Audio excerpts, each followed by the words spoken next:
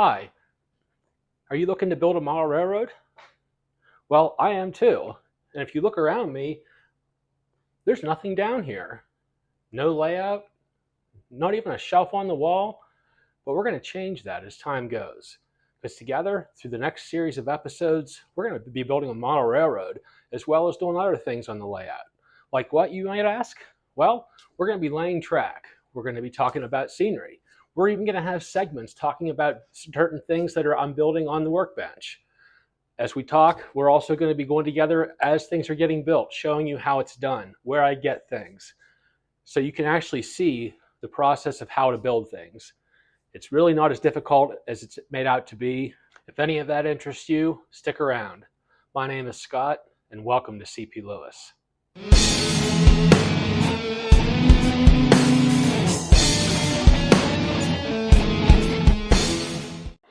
You know, we've all had those dreams of wanting to build a layout, and we collect trains through the course of time, but never have the room to set anything up. And it's been like that for me for years. But I finally do have a space that I can actually set something up, and we're going to do that.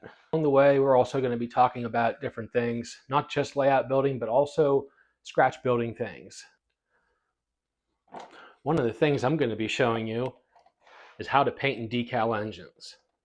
This GP38-2 is a Williams engine that originally, I believe, was a chassis system.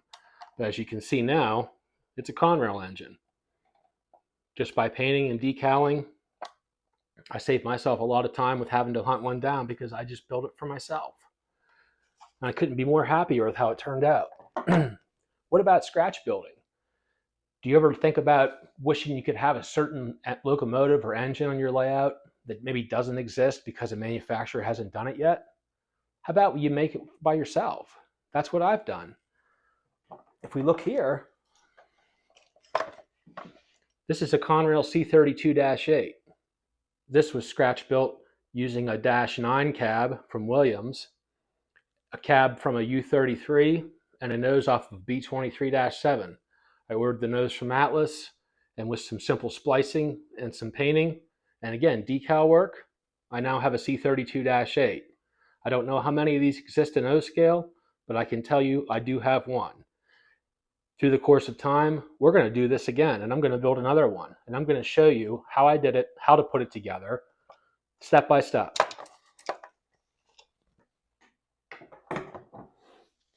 I'm also going to be building a train station because the layout that I'm building is going to depict a certain area in central Pennsylvania.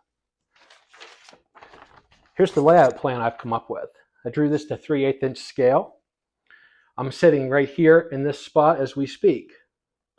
Everything is going to be coming around here, over, and almost like having some type of like a little horseshoe curve. This is going to be where the train station is going to sit with interlocking in the front. This is going to be the yard tracks that are going to be coming around it. The yard tracks as they go are going to be actually sloping down a little bit, and they're going to lose elevation while this is going to remain the same up here.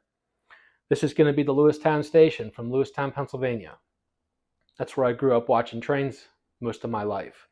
I've seen a lot of trains come through there through the years back in the Conrail days. And that's what I'm modeling now because I really enjoyed those years, and it's something I'd like to bring back so I can kind of relive it again, even if it's in a smaller scale. All the trains I'm going to be running on the layout are going to be period correct. We're going to be running road railers. We're going to be running truck trains. We're going to be running 89-foot flat cars on this layout. And again, it's all going to be using cab control and different things to run switches, blocks, things like that. I'm even going to build a control panel that might be similar to what you might have seen the dispatcher using when they were in Harrisburg, dispatching out the middle division trains that were running through from Harrisburg to Pittsburgh.